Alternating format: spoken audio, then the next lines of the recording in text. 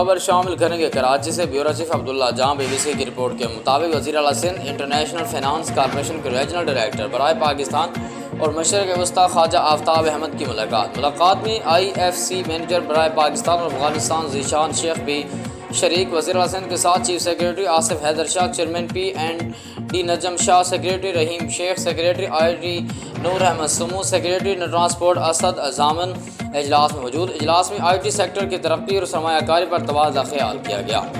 बस सिंध हुकूमत IT sector और सनअती तरक्की के लिए काम कर रही है। वज़ीर आला मुराद अली शाह, IT सेक्टर में रोज़गार के बड़े मौक़े हैं। सनअती तरक्की से रोज़गार मिलेगा और मईशत भी मजबूत होगी। हमारे पास 65% आबादी नौजवानों की है। नौजवानों की इतनी बड़ी तादाद मुल्क की बड़ी ताकत है। हमारे नौजवान बासलाहियत हैं और उनमें काम की लगन भी है। वज़ीर आला से